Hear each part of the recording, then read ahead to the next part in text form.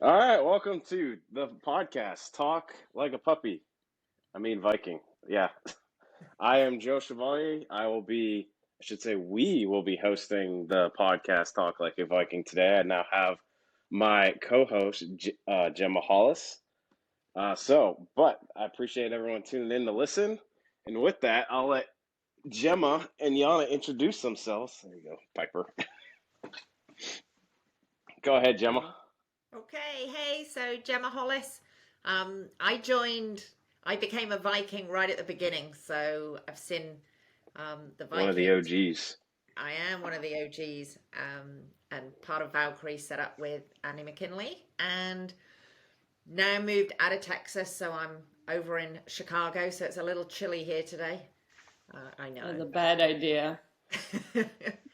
um, Swim coach, and just, yeah, that's me. Trying to be a triathlete still while my body is aging and objecting a little, but it's fun. And I'm All right, Jana. I Jana. think you guys all know me as probably Czech chick more than Jana, but I used to live right next to Gemma Hollis until she decided to move to balmy Chicago. And yeah, I'm a triathlon coach in the area. And again, I think everybody knows me. I like to swim, bike, and run a lot. And I like puppies. Hence, we started off the podcast with a puppy in Joe's lap. And there's maybe one behind Gemma, There's too. there's one Yeah, that's we got to Sleeping. get Trifle in there. but she's decided that this podcast is already too long. No, look, she's here. She's here. I got her. You got it. Cheers. Cheers. Yeah. All right. So, first things first, we got to talk a little bit about team news. And since both of you ladies are on the team, and I think Gemma, you're the one who's got the most information on this right now, we need to reveal the team kit. And hopefully, you have some questions that you can answer that some of the folks on the team have been asking. And Yana and I can kind of blast you on anything else that may be outstanding. But I guess with that, I'll let Gemma take over and tell us what is or who is the new team kit coming from. So you'll have seen, hopefully, the kit teasers. So we've got an awesome design this year. We took after the fire kit, we kind of took the ice design and have kind of enhanced it, made the colors better. And also, we've moved away from Castelli. And for this first year, and actually, we're right at the start for this new apparel company. And it's Cupcake. So, a name you may be familiar with because the Cupcake Cartel, and they've been working and developing themselves as an apparel brand. They will launch to the public in February, so go and check out their Instagram so you're there to hear stuff. But I've known Callum and Elise from Cupcake for many, many years, and I'm just super excited for them. Their team kits always look really good. Great team kind of ethic and philosophy for triathlon really kind of aligns with us, where it's all about community, having some fun on the course, and now they're kind of branching out into retail and custom. So we're like the first team that they're working with, so kind of helping spearhead them. And it's really exciting for us, I think, to help a new and emerging apparel company. It's a competitive market. But what I do love is that they've kind of evolved quite slowly. So they've been testing fabrics. Their team is 800 strong. So, they've taken the feedback on fabric, chamois, fit, cut, sizing, all of that kind of stuff. So super excited. I've been wearing some of their kit. I have to say their bibs are the most comfortable bike bibs I've ever worn, and the first pair that I've ever been able to wear on a tri bike. So that's super exciting from a training perspective. Just That says a lot coming from you. I know yeah, you've struggled a lot with kits, so that means a lot.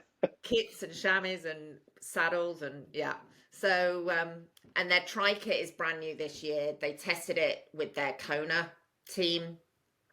Super flexible chamois, really moves. Good sizing. So go and check out that fit kit because the store will open hopefully on Monday, and we've got to get the order in before 20th of December just to make sure that we don't miss our delivery deadline for our team is Galveston. So we want to get the kit in at least a week before Galveston, if not two. And with most of the factories over in Asia all closed for Chinese New Year pretty much for the whole of February. So we've got to get that in. So go and check out the fit kit. There's some great sizing information. They're using real people and their size charts as well as just measurements and stuff. So super hopeful that we can really kind of nail that sizing.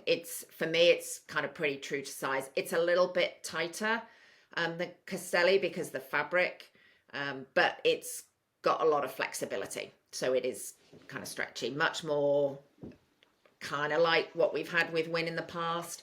But I think again, it's another level up. So a little bit. I'm not gonna lie, I'm very confused now. So for those people that won't be able to go to Mobility if they're not local to try it on, if you had to compare it to Castelli, since that was your latest brand, does it run, would you say, I mean, everybody's different, but would you say it runs same size, smaller, or bigger?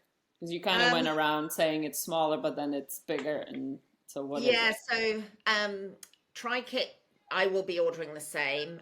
The bike jersey. Same large, or Same if you're size. wearing a large, you would get a large, or Yeah, so I'll wear same size in my tri-kit. Tri-kit meaning one piece. The one piece, yeah. Okay. And then their bike jersey is a little snugger.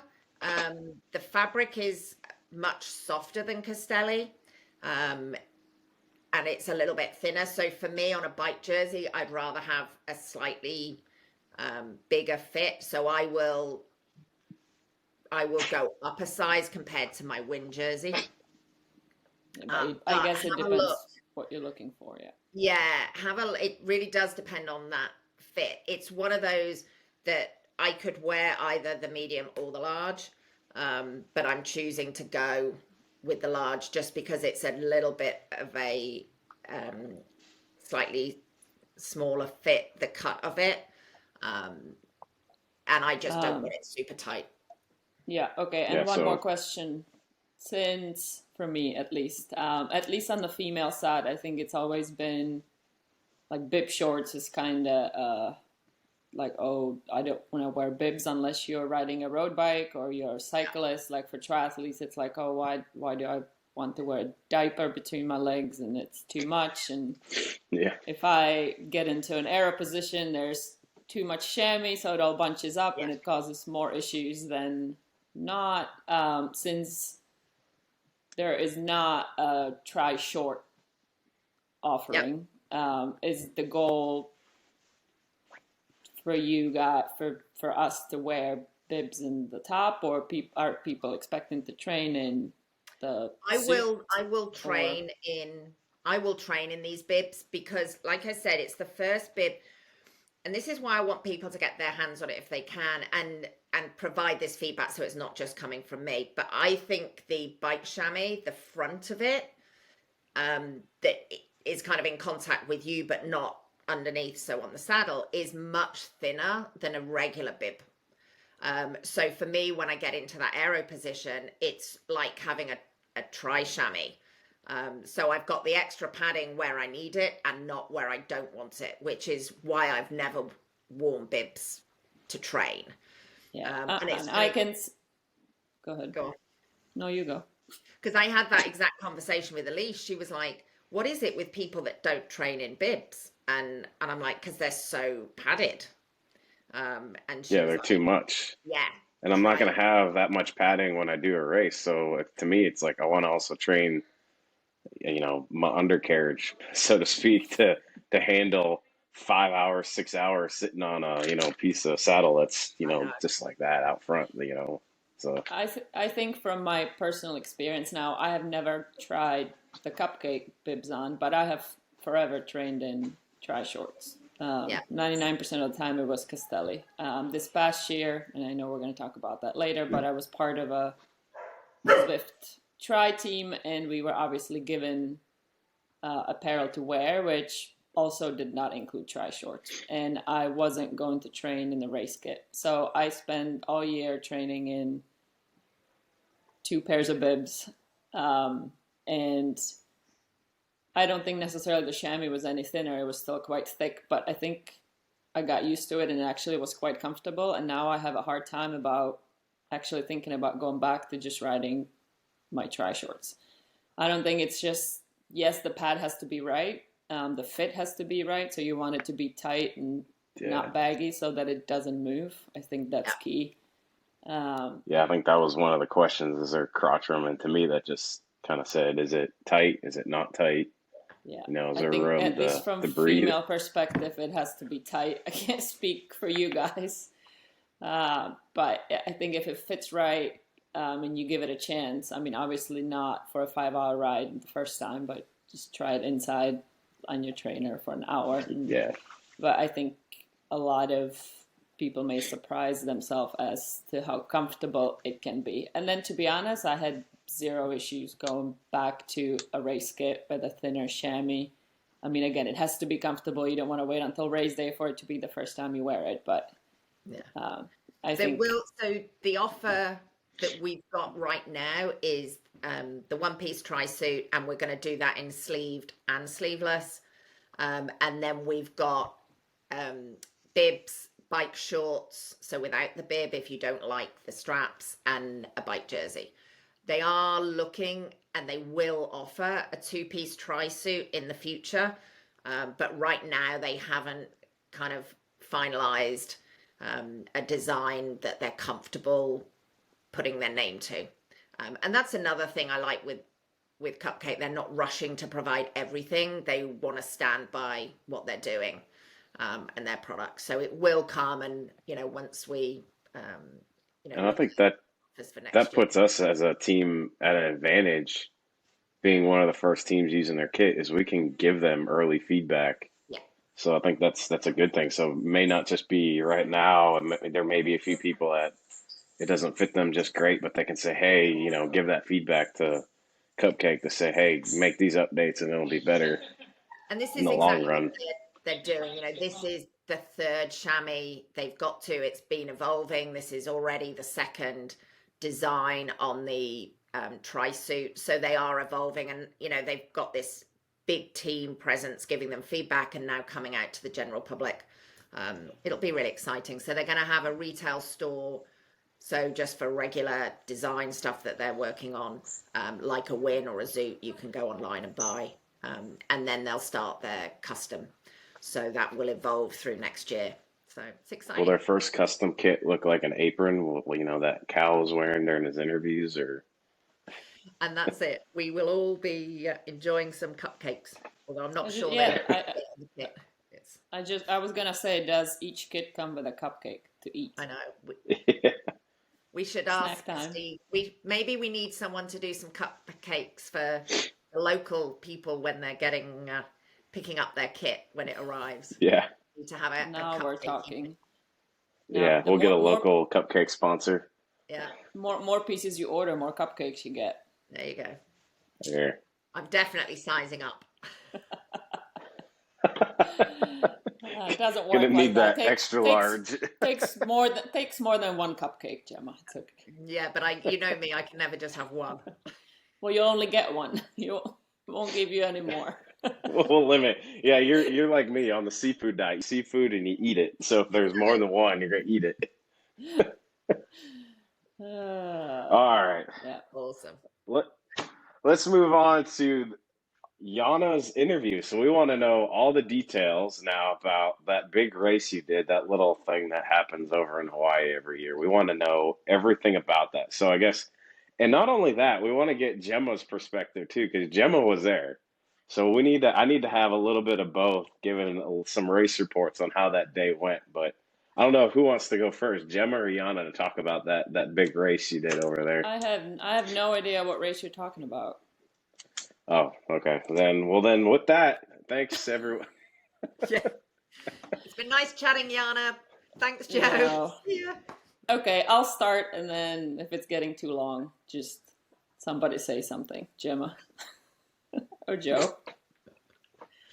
Okay, so Kona, how long has it been now? It's been almost 2 months. Yeah, Time flies, I guess, when you're yeah, having November, fun. And December. Yeah, we're if almost I two had to months do it out. again right now, I couldn't do it. So off season's been good. But anyway, I think Kona this year for me was definitely extra special for a couple of reasons. Number one, I was part of the Zwift triathlon team, which I've tried to get or be part of for a very long time, probably ever since they started the team, which was I think 2017 or 2018. But anyway, I applied every year and then I actually stopped applying because I just figured they didn't want me. I wasn't what they were looking for, and then I tried again one more time last year, and it actually worked out. So anyway, that was one of the reasons why Kona was What slightly was the different than it normally application would be. process? Um, I know I have some, we can talk about that a little bit later, but there's workouts you have to do, right? yeah, you know what? It's not as like for what you get once you make the team. It's actually kind of really nothing. But yeah, first step was you had to do, I believe it was 6 or 8 workouts total, 4 on the bike. I think it was 3 workouts on the bike, 3 workouts on the run, and then a run and a bike race. And you had about a month to do it, which would have been last year, November. And anybody could do the workouts. I mean, thousands and thousands of people do. You just make sure you set your FTP or your threshold run speed correct, and then it spits out the workout, and you do it, upload it like you normally would when you ride, and that's it. Then from there, they picked, I think, a few hundred people, and the second round of that was pretty much a pretty simple questionnaire about your race plans, your previous accomplishments, and really that was it. Yeah, your name, nothing crazy, nothing long. And then the next step then would have been, I think they picked maybe 30 or 40 people for that, is a 3-minute interview where they ask you, kind of, you get questions up front and you have about 3 minutes to answer all of them, which is very little time. So you're trying to answer their questions while at the same time, I guess, trying to come across with kind of, they get to see what personality How cool you you are. have, how cool or not cool you are. Yeah. So I guess I wasn't cool enough for at least 4 years, and then finally something clicked, and I showed them a picture of a dog, and they picked me. That was it. No, but honestly, that was it. After that, you submit the interview, and it's all quite quick. So they'll email you on a Monday, and then on Tuesday they want the interview. So it's not like you have 6 months to prepare and figure out what you're going to say and what you're going to do. I think so. That was probably part of it. They probably want to see also if you are somewhat okay on the camera. I mean, I hate cameras, but just try to be as natural as you possibly can, because once you're on the team, every time we were together, there was always a camera in our faces. And I think most of the people on the team may have seen a couple of those videos that they actually put together, which was one from kind of the beginning and when we first met, and then one about the whole Kona experience, which, yeah, again, I mean, probably don't need to talk about it in too much detail. If you want to know what it really was like, you can get a very good idea from that 15-20 minute video in which even Gemma made a little big cameo. Had a little cameo. So yeah, I mean, it's just, we were treated like world-class professional athletes essentially for that week that we were in Hawaii. From the place they put us up in to, having Zwift trainers in the house. So if you didn't want to go ride on the road because it's too busy, you just say, hey, I want to ride my bike tomorrow at 9 a.m. and somebody would come and get your bike, put it on the trainer, put your bottles next to it. I was like, okay, can you come home with me to Texas? Because I was like, I can do this. They're like, no, I'll do it for you. I was like, okay.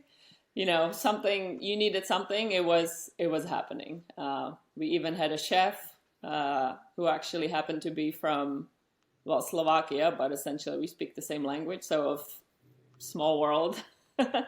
That made dinner for us every single night. We had there was a lot of vegan and vegetarian people in the group, so he would cook separate for them and separate for everybody else. Like, it really was, yeah, very special.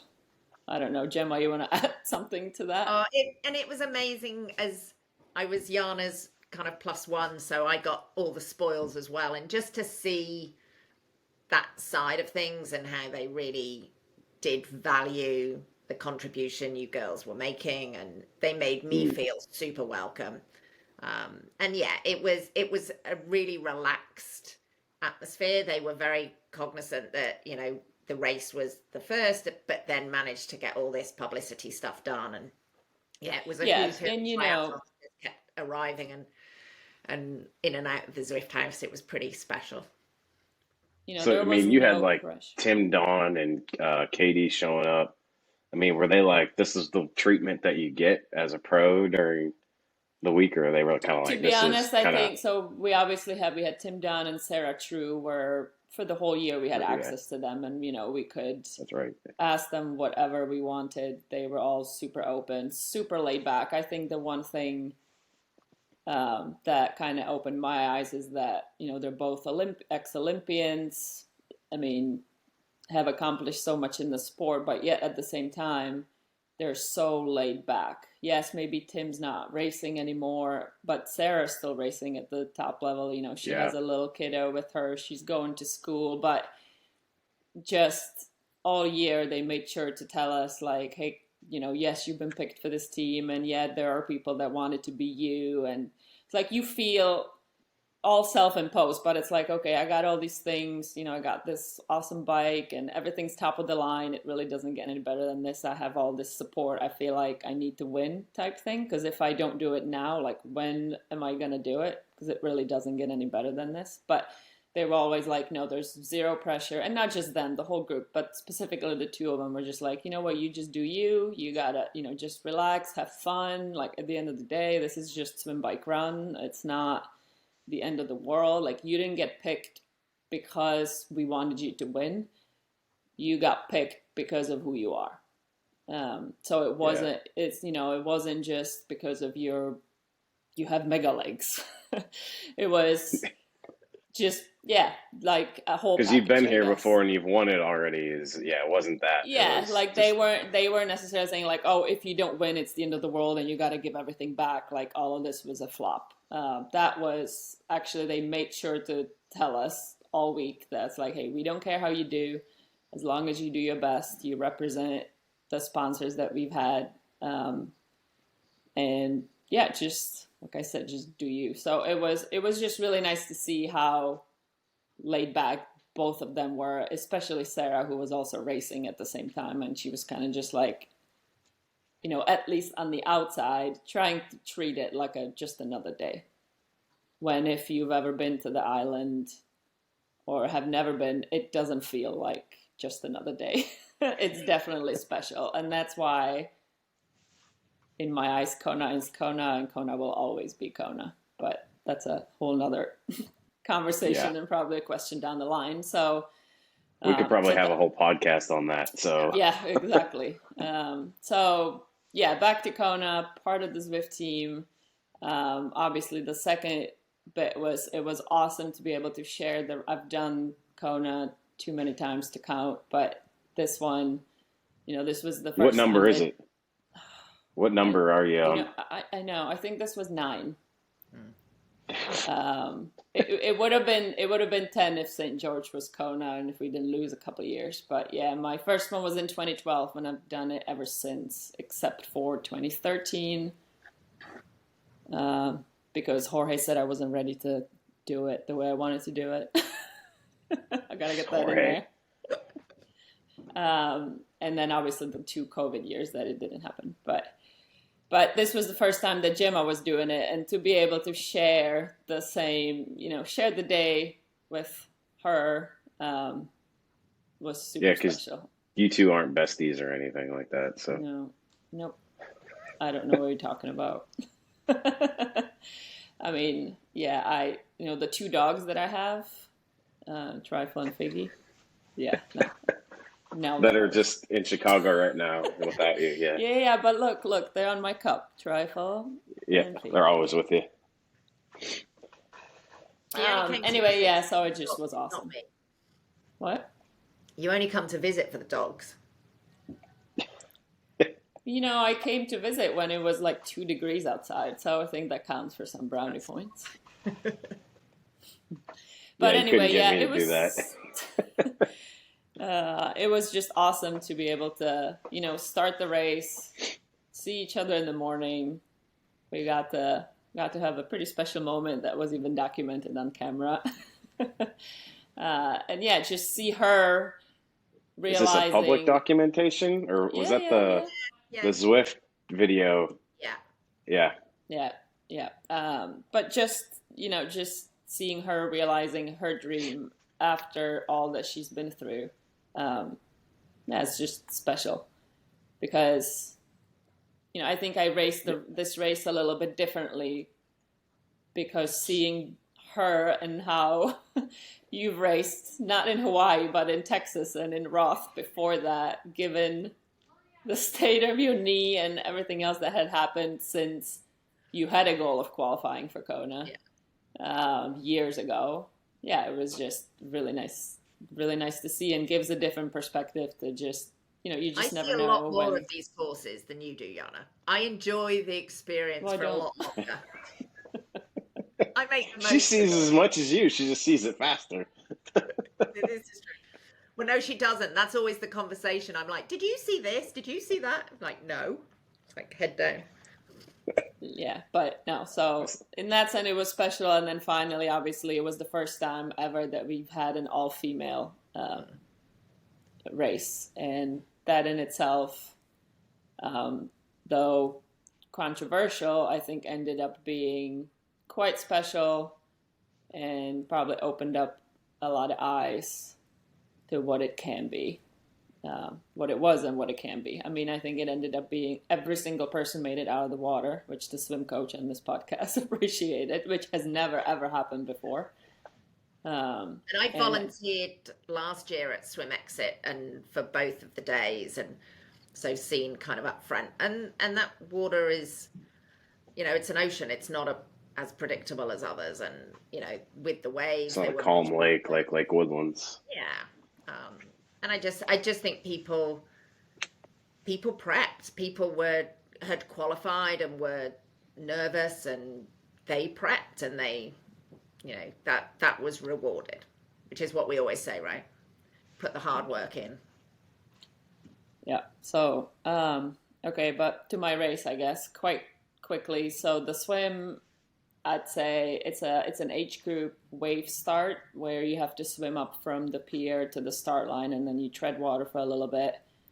I'd say it was probably one of the most physical starts that I've had at that race. It's kind of like going back to a mass start, correct? Yeah, well, yeah, quite a bit. So, so it's been an age group start for a while, but because now the number of females was so much higher, I think historically there may have been, I don't know, like 50 or 60 ladies in my age group. So that would be the start. Now we had like 250 or something of this, in the age group. So there was just so many of us, and the waves, when you're treading the water, the waves are kind of pushing everybody together, and then people start freaking out and kicking and pushing, and yeah, it was just mayhem. And as again most people know, I don't really hide much. If you follow me on social media, swimming is my strongest leg of the race. So I mean, it's not, but I don't have the get out speed that I would have loved to have to get away from that. So I can't get away. So I'm just stuck in it for however long it takes till it spreads out. And I felt like this time around it had just taken quite a bit longer than it normally does. So I think, because there's been more of us of equal abilities. So it didn't spread out as quick as it usually does. So it was I found it to be quite a bit of a boxing match. But anyway, just kept trying to swim as straight as possible, which is also not my strength. But I felt good. I was I was fit. So it's just about getting around, doing my best. And then kind of the same happened towards the end of the swim when you start coming back to shore and you kind of hit the pier again, and it starts to bottleneck and it like ended up, well, just it felt like the swim start. I ended up getting tangled into some rope. Don't even ask how. But I literally had to like stop, stand up, put my feet on the rope, and push off. I think there's a rope that at the beginning separates the pro females now are coming in already because they started so much earlier to the swim waves, the latest swim waves going out. So they got to make a kind of like a divider. So to break it up, they had to put like yeah. So I got tangled up in it. But anyway, untangled, got out of the water. It was, the time is what it is. It was actually probably my second quickest time, I think. But I've learned. Going back to that divider, isn't this pretty clear water that you can see? Yeah, so you can see it. But the thing is, there were people on the left, people on the right, people kicking. People. I was like, okay. So it was basically the crowd that forced you in. Yeah, there's just nowhere to go. And again, it's not like I can shift into the next gear to drop them all. So it's either keep fighting or I guess get tangled up. I don't know. So take up boxing lessons then for your next one? Yeah, see, I'm not mean though. So I maybe just get quicker in the water. We'll keep trying to figure it out so I can shift into the next gear. And on the left-hand side, as you come in, that bottleneck, you've got the rope on one side. Of course, the left side is rocks and sea urchins. So it's like you're all trying to stay away. Yep. Yeah. Yeah. So I don't think I'd want to step on a sea urchin or swim into one either. So no, no, you don't want to get close to the wall. It's kind of like at Ironman Texas. The closer you get to the wall, the more of a like wave, right? Waves hitting the wall and coming back at you. So yeah, it's not fun. At least here you can see them. In Texas, you don't really know where you are. But anyway. So yeah, got out of the water, the transition, the steps to get out of the water were like jammed. And I mean people everywhere. So I was a little bit aggressive and used my elbows a little bit from my basketball days. And I need to get out of there quick because we all know how much time I spend in the water. So I was in and out of there as quick as I could, up the stairs. You can, there's showers that you can use. Kind of just hoses hanging from kind of the top of a tent or whatever. If you want to wash your salt water off, I just skip that. I don't care. Grab my bag, run into the changing tent, which was like, not kidding. It was like Times Square. You couldn't move. There was nowhere to go. It was ridiculous. So again, I ran through it, spotted a chair. I had to put I was putting my aero calf sleeves on because I figured I practiced before. I knew I can do it quick, so it was going to be worth it. If I got stuck, I was going to leave them. If they were going on quite quick, I was going to put them on just to try to get every benefit I can then on the bike. So they went on pretty quick, so I put those on, shoved my swim skin in the bag, and just kind of yelled at volunteer, like, can you grab this, and ran out of there. Everybody has to run around the pier to get to their bike. Ran to my bike with my shoes in my hand. Put my shoes on because you start going up a hill right away. So I'm not that great at putting my feet in shoes within seconds. So I just put them on quickly next to my bike. And again, got out of there, got on the bike. Were they tri shoes or did you have road shoes? I think I saw you had tri shoes on. No, I definitely had tri shoes. So just one. It's just one Velcro deal, but you literally go up within 3 pedal strokes. So, the time. And my bike was actually all the way near the exit. So I really maybe took 20 steps in my shoes, which was perfect. Unlike Gemma, whose bike was on the exact opposite. And she probably right outside of the change tent. Yeah, she probably had a half a mile to run in her shoes. Did you run in your shoes or did you just run with them in one hand, the bike in the other? It was no way just before the mountain line, I was going to be trying to put shoes on, hold the bike. That was going to be a recipe. So I did run in my shoes. After dismounting, I took them straight off and ran. It's carpet, but it's hard. You don't do a flying dismount? No. But I would do it in the past, but I wore bike shoes, and we really didn't need to add anything that might go wrong. That is true. that is Pacing that on is blood very true. thinners, you don't want to be falling over and tripping over bikes and yeah.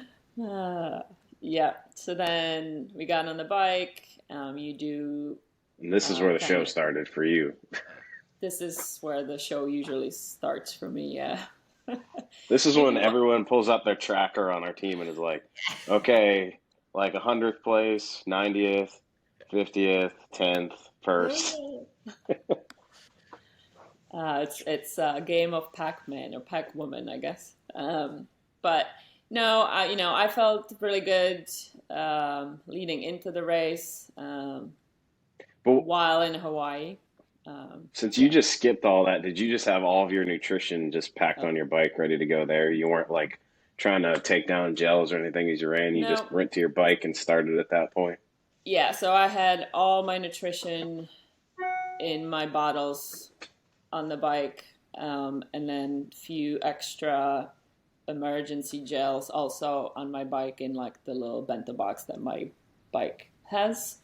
But I had over concentrated bottles and I had 5 hours worth of fuel on board. Yeah. So I was only taking water when I was coming through 8 stations on the bike. Yeah. So yep, got on the bike. I have usual, I break the race down into chunks, kind of based on the different sections of the course. So this one is quite simple. As you start the first bit, you go through town, kind of out and back and up and down and all the way around. You hit and that section is usually quite busy, but I usually just try to settle into not necessarily. So I ride by power as well as heart rate, and I also use a core temperature body sensor to kind of give me an idea of just how hot I am or am not. So I kind of look at everything all at once and just assess against how I feel to decide what I'm going to end up doing. But, I got on the bike, the heart rate was high as it always is coming out of the swim and the mayhem that transition usually is. But I felt really good, so I went with it. I was watching it to kind of go slowly down, although, to be honest, it took about an hour to get to where it should have been. But I never felt like I was overexerting. The power was coming super easy. I did the first section, the out and back. Jorge, my coach, as well as the Zwift group, they were all at the top of Palani, which is kind of, you're going quite slow because it's quite a big hill. And it's where you then head on the highway and away from town, and then nobody sees you for the next however long you're out there for until you come back. So at that point, Jorge always tells me not the position I'm in, because that really doesn't mean much, but just how far I am from the first lady in my age group. So I think this year it was 15 minutes. Again, it's kind of just like, okay, cool, it's not 25 because it's been 20 before. So my swim wasn't horrible, but I don't think about the swim anymore. I don't think about the time. It is what it is. It's done. I know I did my best. I'm 100% focused on the bike. So yeah, hit that spot. He said 15 minutes. I'm like, all right, I feel good. Let's go. You were like, easy No, peasy. no, because you never know. You never know who it is, especially in Hawaii. Yeah. There's people from all over the world. You don't know the names. I don't, to You be don't know honest. if Jana 2.0 showed up. Yeah, and I don't look at start lists anymore. I used to, but what am I going to do? I can only do what I've trained for. I can only do Exactly. what I can do. If there's somebody else that's going to hold 300 watts, then fine. I can't all of a sudden hold 300 watts. Well, maybe I can for 5 minutes, but then that's it. My race is over. So Ironman is a long day, but yeah, I'm like, okay, 15 minutes, put my head down and go. And literally, it's a highway. It's straight. You don't turn. You just wait. Am I going to get a tailwind or is it going to be a headwind? And is it going to be a headwind both ways, or what is it going to be like? And you can look at weather reports and forecasts, and in Hawaii, it can change like that. Yeah. And so, it's, again, I used to be like, okay, well, this website, Best Bike Split, said that the wind's going to blow this way at this angle and it's going to be like this and I'm going to ride this fast. And then it didn't happen. And I'd be like, what the hell? Jorge said I'm going to write this bit in an hour, and it's been an hour and 20 minutes. It's Yeah, but kind you of don't want to be it's chasing that, useless. trying to get an hour, Exactly. yeah, and then blow yourself Yeah. up. Yeah. So I just put my head down, kind of again, had an idea of where I wanted to be in terms of power. And again, it's all based on what I've done in training and what I know that I can do. I knew how much I was planning on drinking and eating. So my goal was to get in, I sweat a lot. So it was 48 ounces of liquid, which is about 2 bottles per hour, plus 120 grams of carbs, which could also be a whole nother conversation. But we went with 120, which is kind of, yeah, it's like a rolling buffet. But again, it's I think I would something, be bloated and like unable to move if I even tried that right now. But that's yeah. a whole other conversation on gut Yeah, training. So so I have practiced doing about 100 to 105, and it's been fine. And then the week before, we decided to try 120, and it worked really well. So I was like, nah, well, let's just go with 120. So we went with 120, and I felt awesome. But anyway, that we'll get to that later. That's why this is gonna make more sense.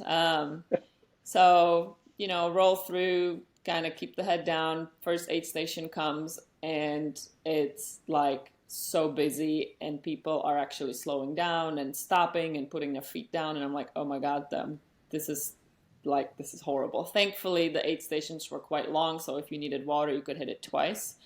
If you didn't get it at kind of at the beginning, you could get it at the end. So I actually think I skipped the first one, which I've never done before, but it just was so busy. And it was quite early, and I was moving quite quick. So I hit lab buttons when I go through certain sections. So as soon as I hit Queen K, I hit my lab buttons. I'm looking at everything is zeroed out. Everything starts over. Um, I'm going to kind of, the aid oh, so station's you're not got a lot. tracking the overall ride. You're just doing section by section. Yeah, I'm just doing section by section and trying to at least keep track of fueling wise, because that's by hour of time kind of on my watch instead. But as for like overall power or heart rate for the ride, I don't care. Once one section is done, I'm moved on to the next. The aid stations got much better after the first one, so it was kind of smooth sailing. And you definitely want to hit everyone, not just to get water, but to also get water to cool yourself, because it does get quite hot. And I was moving really fast on the power that I should have been in, so I wasn't riding any harder than I should have. And I quickly realized that, okay, this may be pretty quick. This probably means that when we turn around, the wind's going to be really strong. But I made it all the way through the Queen K, and then halfway up the climb to Javi, averaging over 25 miles an hour, which is very, very quick. For an Ironman, like, yeah. Oh, Nikes, can I swear on this? I don't know. We're going to get banned. Go for it. Yeah, no, it was like, okay, I guess we'll see what happens when we turn around. And then, yeah, the last 7 miles, which is kind of the climb, it's nothing steep, but really can be quite slow or quick depending on which direction the wind blows. And this year, we were definitely quite lucky in terms of the conditions that we've had.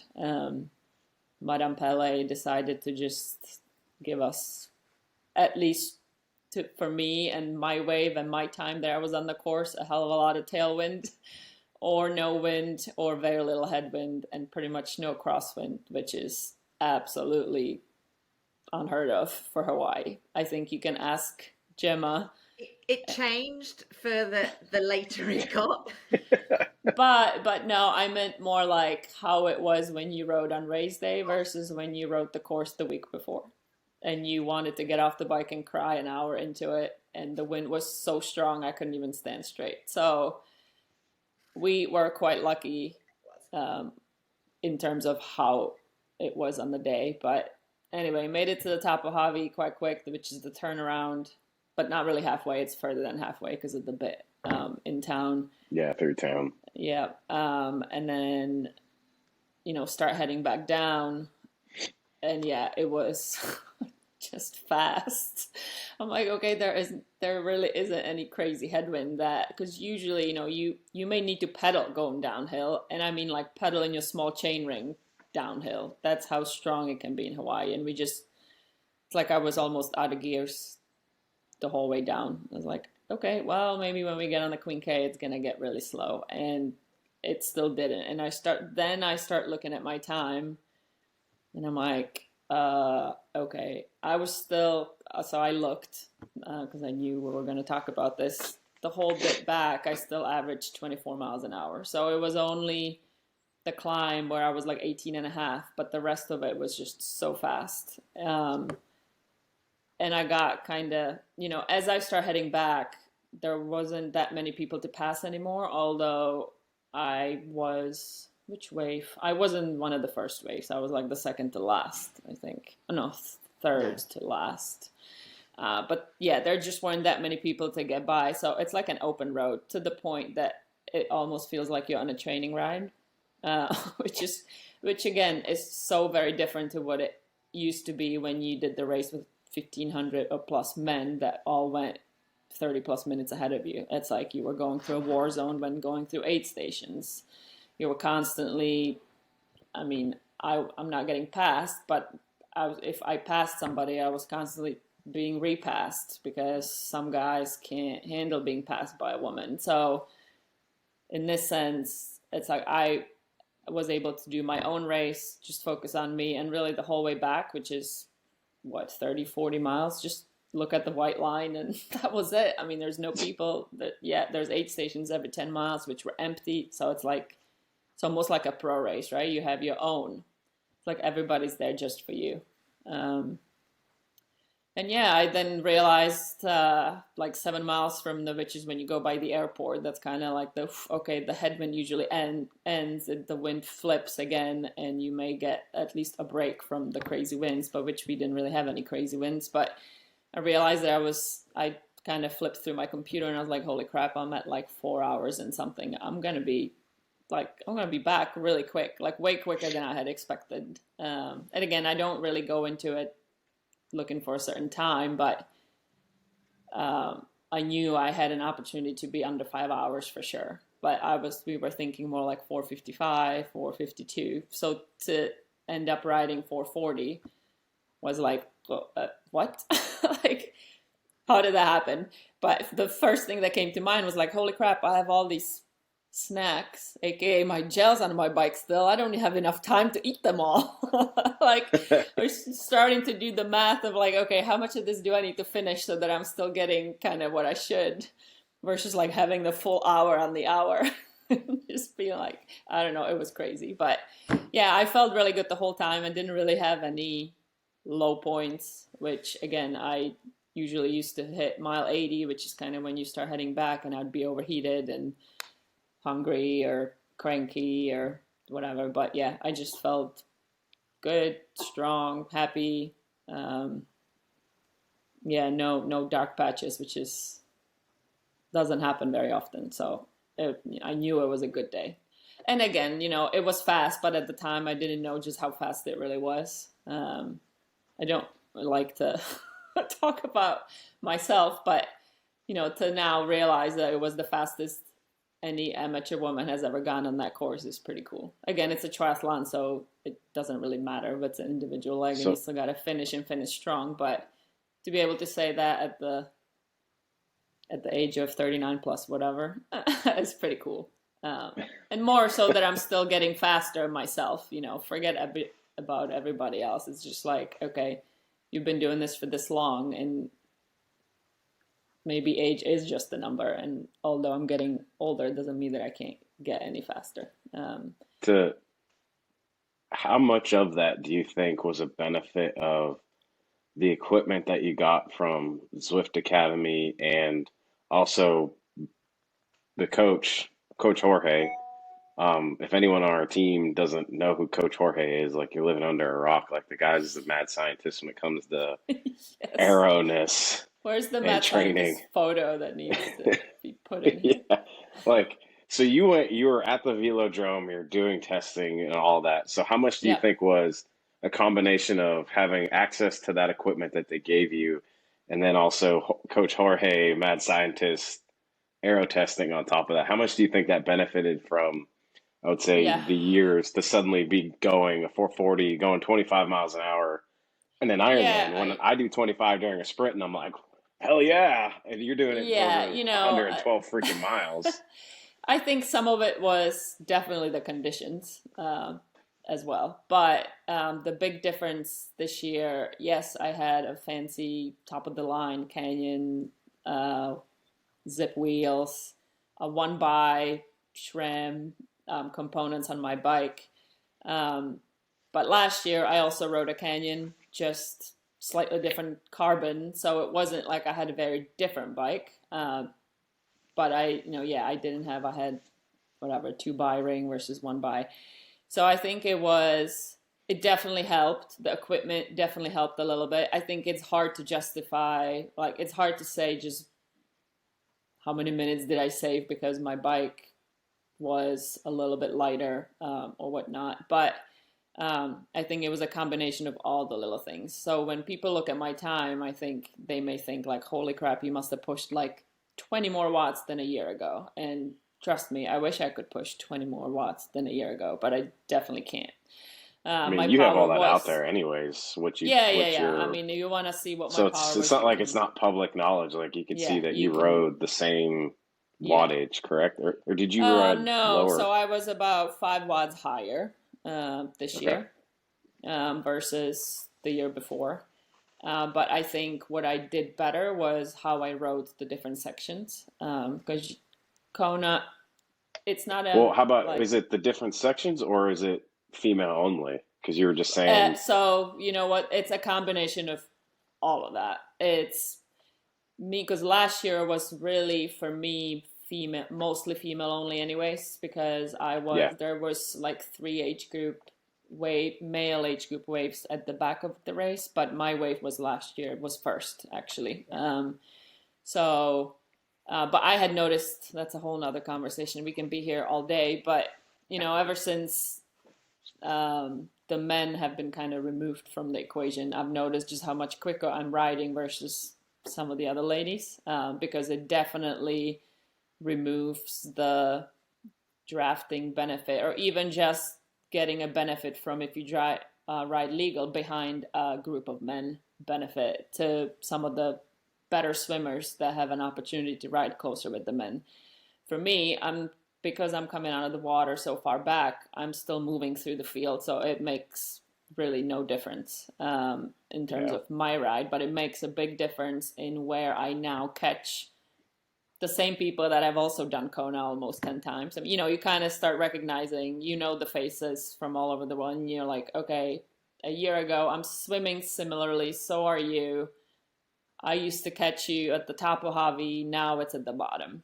It's like, why? Am I the only one that's getting, and I'm not necessarily making huge power improvements on the bike just because I am where I am and it's very difficult to get any stronger really. It's for me it's now about being more efficient, and I think that's where Jorge comes into play, and that's the one thing that we did extremely well. I've added some tools this past year, like you said.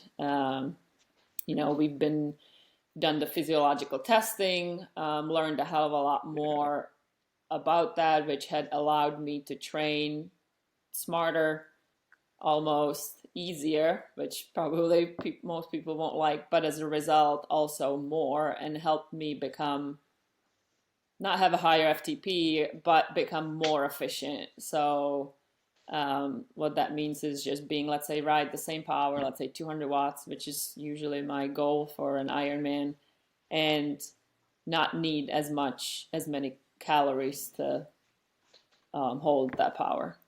That doesn't mean that I'm not putting them in. Like I said, I did 120 grams, but that was so that I can go fast on the bike, but then also hopefully run fast for the whole marathon.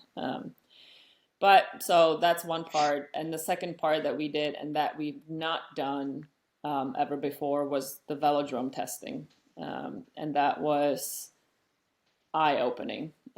We ended up completely changing my position, which has always been something that I've been very proud of. I always wanted to be low and flat back, and you can serve dinner on my back, and because that looks cool, and that's kind of what everybody was doing. And I've trained very hard to get comfortable like that and produce power, and I could. Um, but what we've learned this year, having access to like you said, canyon, and now having more access to having the ability to get my hands on slightly different parts that you just can't buy at a store allowed me to put myself into a better position that now was visually perhaps not as aero, but based on the testing that we've done, it was actually quite a bit more aerodynamic and more comfortable than before. So yeah, that's where mad scientist Jorge came into play. And obviously I didn't like it at first when he put me almost 5 or 6 centimeters higher up on the front end, which to me felt like, Yeah, sitting on a chair instead of like laying down. But the instant feeling was like, okay, hey, I can produce power, the same power, actually quite a bit easier. Yes, it took time to then adapt to be able to do that for 5 hours again, but not much time. And my neck, as a result, wasn't as sore as it always used to get. But again, I was willing to, before, put the time into, it's like, okay, I'm gonna give this 2 months, and if my neck is killing me after every Sunday long ride still, then I want to go higher. But prior to that, I'm like, I'm not going higher. I'm just gonna suck it up because that's what it takes, and it's 5 hours, whatever. After a couple of days, it's fine. So anyways, I think it was some of all these changes, going to the velodrome, having slightly better equipment, the calf sleeves, the bottle position on my bike, having nothing in my pockets in the suit, having everything fueling wise on my bike. Yeah, all of that combined definitely made up some time. How much time? It was, when we tested at the velodrome and did all the different things, it would be like a watt or two here and there for certain things. So it wasn't like a one thing that would be, holy crap, here's your 20 watts, which is what, like the bottle down the jersey that became popular this year. Yes, I used one. But it wasn't because it was 15 watts, because it wasn't. For me, it was like 4 or 5 watts. But was it comfortable at first? No, but I practiced with it. I did ride like that a couple times in training, like an idiot, going through the forest with a bottle down my jersey. But, I had to try it for myself. And again, it's like, I am at the level where I can't train anymore, and I can't train any harder than I already am. So the only benefit I'm going to get is just you start looking at all these little things, and all the little things add up. I had slightly different tires that we used. They were tubeless. I ran a lower pressure. I mean, like all these little things that add up. But I think what's important here is that, like I said, I train quite a bit. I put a lot of time into it. I'm very focused. I follow what Jorge tells me to follow, even if I don't always like it. So I've maximized that side of things. I've maximized my training. So the only way to then, get better is to start looking for all these other little things that you can maybe pay for, I guess. But I think it's important. The little marginal gains. Yeah, the little marginal gains. I think a lot of people these days do it the other way around, because if you have access to a lot of money, it's easy to buy all these marginal gains. But if you don't do the work, then marginal gains, you might as well just use throwing your money out the window. You just look really cool or not.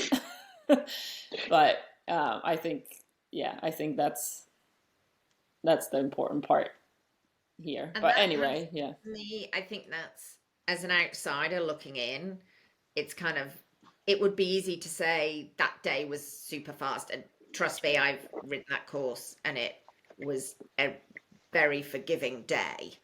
But it's still, 112 miles. For anyone who hadn't trained through the summer in Texas, it was still hot. Oh, yeah. And I think that's credit. You do focus on these details. And even for me, comparing you to the other girls on the Zwift team or other, that attention to detail is something I think you and Jorge as a team kind of just get on with, but that's what sets you apart, and that's huge.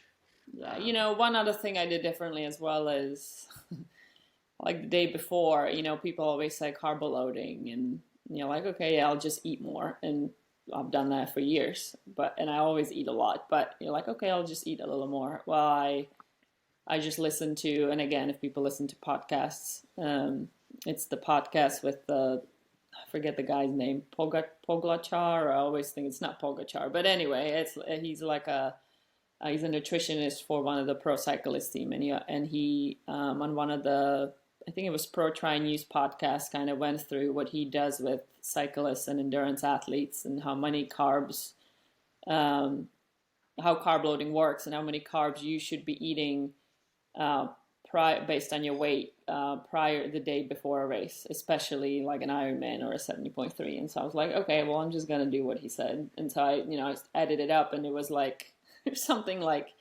I needed to eat 800 grams of carbs the day before, and you're like, okay, that's. So you just sit there with a big loaf of bread. I'm like, okay, bagels 50, and I literally. So again, I didn't wait until the day before Kona. But I did try it the day before my race rehearsal, like 2 weeks out of Kona. Because again, it's like, you want to do all your training first thing in the morning the day before, so that you're truly loading, not just replenishing after a training session. And so, yeah, and like, what do you eat? Well, it's got to be simple. It's got to be boring. So it's like rice and more rice, or white bread, sports drink, gummy bears, like crazy.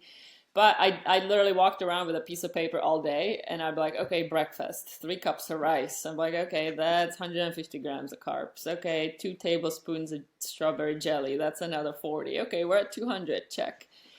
And then I'm like, okay, a bottle of what I was drinking, Precision Hydration carbs. Okay, so that's another easy way to getting carbs is through drinks, because there's only so much rice and bread you can eat without feeling horrible. And so I got to dinner and I was at like 650 grams of carbs. I'm like, great, now I just have a plate of and so I did it.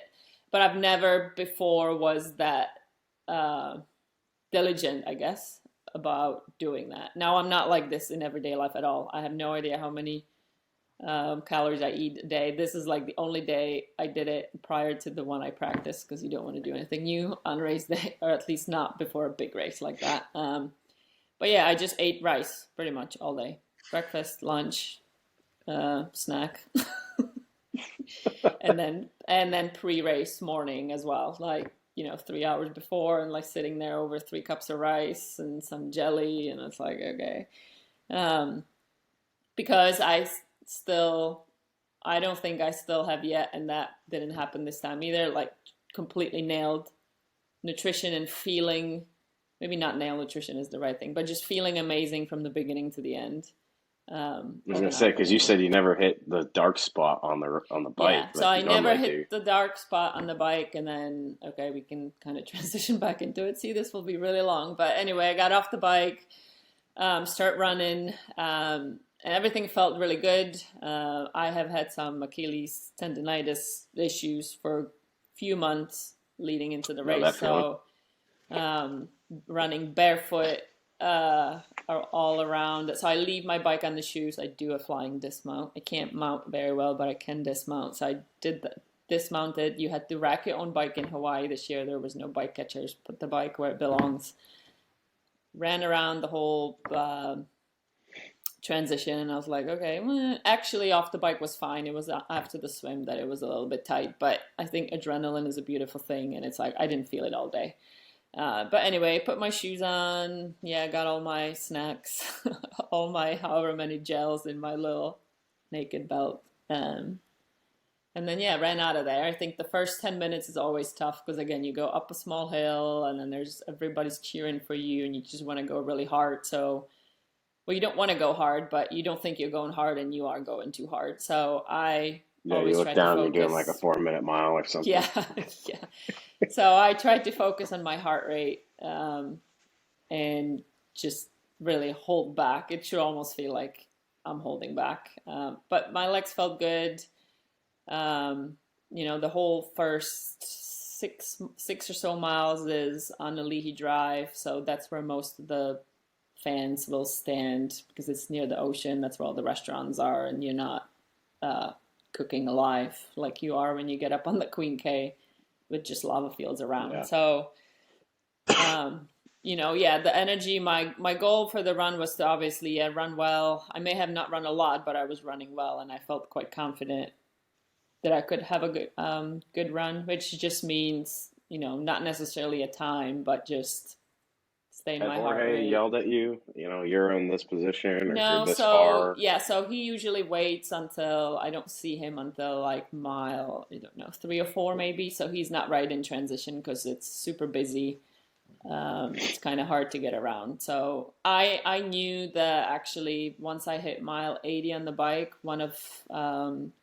there was somebody that was at the kind of once you start heading back corner with a board, a German guy, which was a boyfriend, I think, of one of my teammates from the Zwift team that had a board that just said I was second and I think 6 minutes down. And I was like, okay, the girl can swim and she can ride. So let's see if she can run. I didn't realize I didn't know until mile 3 where I was, but I had ended up passing this girl in transition. So I didn't catch her on the bike. So I didn't know at the time where I was, but, I knew I didn't see any bikes when I wrecked mine, except for that one. So you can kind of tell that you're near the front of the race just Where by you're how many at, bikes are in transition. I won't lie that I've gotten back and I rack my bike and I'm like, oh, I can take this transition kind of easy. There's no one here. So. Oh yeah, no. I mean, maybe if I can swim an hour like you, then I can start taking transitions easy. But until then, that does play into it. I will thank Gemma for that. I'd never realized when you're at the pointy end of the swim and you get out and you're kind of like, oh, like I don't have to like crush myself to try to get into the playing field per se. It does change up the dynamic a little bit, but yeah, anyway, it's not about me, it's about you. yeah. So, we got to get you to Kona so then you can tell us your story. Yeah, so yeah, my wife's not here, but she'll hear it probably on the podcast. So my plan is next year try to qualify, and then when I'm 40 or 39 plus one, as you guys keep saying, that'll be my year to go to Kona. All right. Love Okay. it. Let's do it. Okay, so where are we? We're on a Leahy Drive. So You're running. I'm running, and I was feeling really good. I was taking in the kind of the energy of the crowd. And there's so many people that, I mean, I didn't even know these people, but they either it was like go Zwift or they knew my name or they knew who I was. It was like somebody's constantly yelling at you and cheering you on. So I was just smiling back, giving high fives. I'm like, okay, we're in like mile 2, and I'm like celebrating like it's the finish line. But that's kind of what, I mean, maybe not to this extent, but this is what Gemma does. This is how she runs. And like, to like back up, when she did Ironman Texas and was supposed to run for 8 miles, which is one loop here, and then she ended up doing the goddamn whole thing. I was like, how the hell did you do that? She's like, well, I just had so much fun, and I just kept. I mean, I saw her hugging people and stopping and chatting, so I didn't hug and stop and chat, but she's like, no, I just felt good, and all these people, they gave me so much energy and all the smile. I was like, okay, I gotta be a little more. It's vastly different when doing Ironman Texas here. You're wearing whatever local kit. People are constantly. I mean, you've done Texas. I mean, people are every corner are yelling at you, and then like when I went and did Chattanooga, I was like, this is boring. I don't know anyone. Yeah, but I think even when people are cheering for you, you can still like be in the zone and be grumpy or like just like, oh, okay, yeah, thanks. I didn't have any energy to give, so I'll thank you later. But just like taking it in and then truly almost giving it back, but maybe not quite fully because you still gotta keep some of it for you, and there's a long way to go. Like it almost took my mind off of the race and be like, okay, mile 1, mile 2, mile 3, 23 more. Like, holy shit, this is a long way. No, I was just like, okay, I'm truly running the mile that I'm in.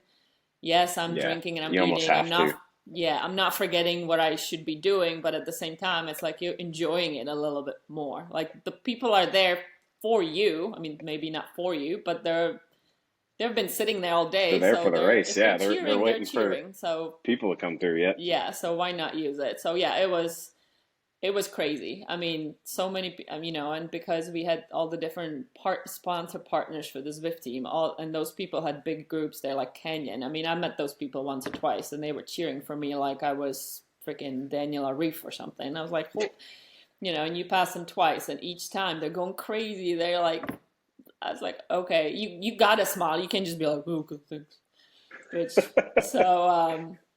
Yeah, it was. I mean, and in front of the Zwift house, they obviously had like they had a hose out there with water, and they were spraying us, and they were all cheering, and yeah, it was great. So I felt freaking amazing. Then some Ironman lady pulled up next to me, and she's like, "You're running in third overall." I'm like, "Oh fuck!" Like that's as high up as I've ever been. And here goes the swear word, the first one.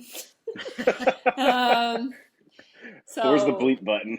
yeah, exactly. You can do that later.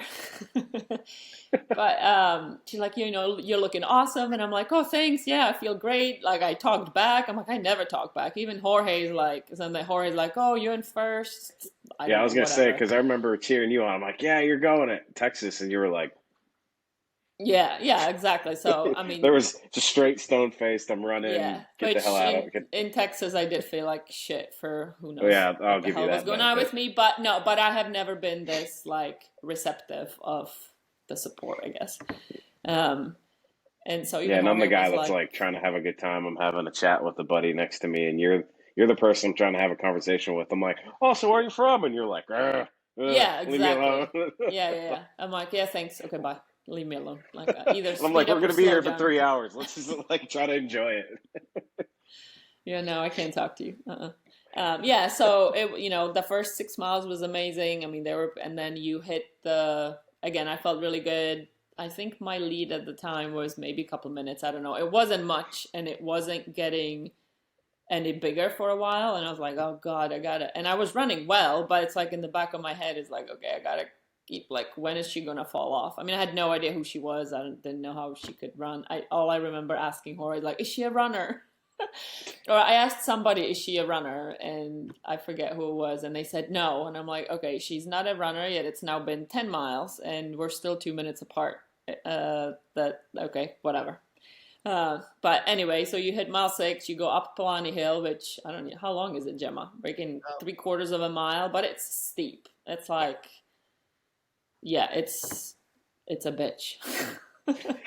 For anybody, I don't care, pro, amateur, like what speed. It's like you almost want to walk. I know some pros just even walk some bits because then you get to the top and you hit the Queen K and all the support that you've had for the first hour or whatever is gone. Gone. It's like highway. Okay. Nobody. And so they used to not allow spectators up there at all. So it literally was nobody. Now, if you can get up there, you're on a bike or whatever, people can go up there, but it's still obviously very limited because there's really nowhere that as a spectator you can kind of go hide and or get something to eat or whatever. So it just desolate. Like all you see is lava, straight black pavement road. It's not flat, it either up or down.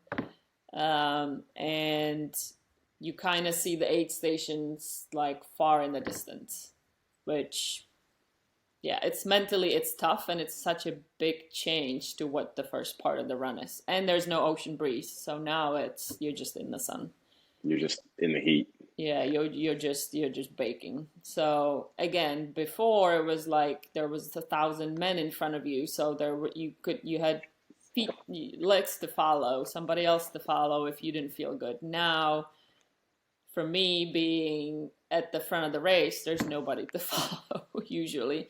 There's nobody's running the same direction as you, or every once in a while somebody that comes and passes you, or like you see them in the distance, but there is nothing. You see people coming back on the bike while you're running, and it's like, okay, I'm just all by myself. And I was still feeling pretty good. Actually, I was still feeling quite good. I did see Jorge, and he's like, okay, yeah, still 2 minutes or 2 minutes 40. Like it started to go up a little bit. And then by the time I think I got to the entrance to the energy lab, which I think is maybe 12 miles or so, I was still feeling good, but the lead now, like the what do you call it? Snapped. Elastic had snapped or Yeah, whatever. yeah. Yeah, and so I think the gap was now more like 8 minutes or something. So quite a bit long. And I was like, okay, I just got it. And now this is the toughest part of the run course. You go into the Energy Lab, which is just like an out and back road off of the highway. It's kind of slightly downhill for a mile or so in, and then you have to turn around and come back out. And the air in there doesn't move. For some reason, just if it's windy on the highway, but it's not windy in this bit. So it's just, even for somebody like us, where we come from Texas, it feels like absolute hell. And, I was doing my nutrition. I was drinking. I was doing, I think, 90 grams of carbs on the run, which was the plan. Like completely fine. I was like, okay, I feel good. And then I came out of this place, which is mile 17. I saw Jorge at the corner because bikes are not allowed in this place. So again, you see absolutely nobody. I mean, I went in and I was like by myself. It's like a training run. And he's like, "Oh, you're running so good. You're on pace for a huge PR." And I was like, "Yeah, except I feel like hell." And it was just like a switch that I had no idea what happened. I took a gel. I had like half of it, and I was like, "Ooh, this may come back out." It didn't come back out, but I just like instantly. There was like, usually you start feeling, I don't feel so good. And like, it's like a slow decline. I felt amazing until I like fell off the cliff. I was like, oh crap. We're like 9 miles or 8 or 9 miles from home. That's going to be a long way. And I have no idea what happened. I do know that my core temperature spiked very high, above to what I know I can at that time, actually, which is interesting looking back. But it was completely fine until it like just took a step right above to what I know I can hold. And so, we have some theories as to why it happened. Potentially, maybe I took in maybe the 120 on the bike, though it felt good. I wasn't bloated. I didn't have any GI issues. I didn't even have any of those moments where you're like, is this gonna cause a situation in my pants, bad situation in my pants if I, do this. Like none of this. I felt really good until I just like literally switch was flipped and I felt so nauseous. So potentially, we think maybe in the heat, because I didn't practice 120 for as long, maybe it was not getting absorbed as well as it should have. And then it just took that long for it to hit my body. But I don't know. I felt really good until I didn't. So anyway, the last 8 or 9 miles was just, I knew at that point the lead had blown up to, I think, 18 minutes or 17 minutes, long enough where I figured, okay, I just got to keep moving. There's no reason for me to try to push the pace and like push myself to the brink of passing out, because in an Ironman, you just never know, right? So you go a step too far and you can be in that ditch and lose the 18 minutes in the blink of an eye. So I just, I slowed down quite a bit, questioned my life choices, kind of lost the cheery, happy Jana. So unfortunately, when Gemma was coming the other way, and I should have been the happiest that I've been, I was like, oh, I'm going to die. She's like, I'm sure Gemma was all like, "Oh, I see Jana." Yeah. I was like, okay, high five. I like barely moved my arm, I think. Made it to the end without laying down in a ditch somewhere. I think still ended up with a 15-minute lead or whatever. But you just never know until the very last, or at least the carpet, the finish line on Leahy Drive, which you kind of come back. The last mile is down the steep Polani Hill, which is usually my favorite, but this time I was just praying that my quads weren't going to buckle under me, because that would have been a long road. How much down. of that like last few miles were like, it's almost there? Like, I don't give a crap what my body's telling me. I'm going to push. Because I know when I did Chattanooga, like, I was like, it's 2 miles. Like, 2 miles is nothing in training. Like, I don't care what my legs feel. I'm going. Yeah, I think it's a difference when it's legs than when it's your stomach or like your energy or your head, and you start getting, you're dizzy and you're like on the verge of like, okay, if I start seeing spots here, how long before this spot it becomes bigger, and now I don't know where I'm going. So I have been in Well, that both was every day cases. playing football when I was growing up. So it's like Yeah, whatever maybe you got spots. that experience down. I know how to run through this. Just keep going. The field is a little smaller in football than in an Ironman, a little more straight, you know where to stay. But no, in this case, I was like, okay, no, I just got to keep moving. I don't care if I am like, there's no need for me to try to go quicker, even if my legs probably could. When I won in 2019, it was completely opposite, and I wasn't feeling that great either. But then when I spotted the girl that was leading the race, it's like somebody flipped that switch in my head. Yeah. And I was like, okay, she's walking. I'm doing this. As soon as I passed her, it was like I went from feeling like absolute crap to feeling absolutely amazing, and had the fastest 10K of my life. At the end What of was an that Ironman. quote? I think you and Gemma had a quote about the squirrel with the dog talking about puppies, wherever mine went. Oh yeah, you gotta chase the squirrels. Yeah. Yep. Yeah, because So when you, yeah. So that was kind of like that. But once I passed, it literally was a switch that I have no idea how I flipped, because I don't think I've been able to flip it since then. To be honest, I wish I could, because it was like, why can I do this every day? Why can I do it every race? I think you just got to be put into that situation.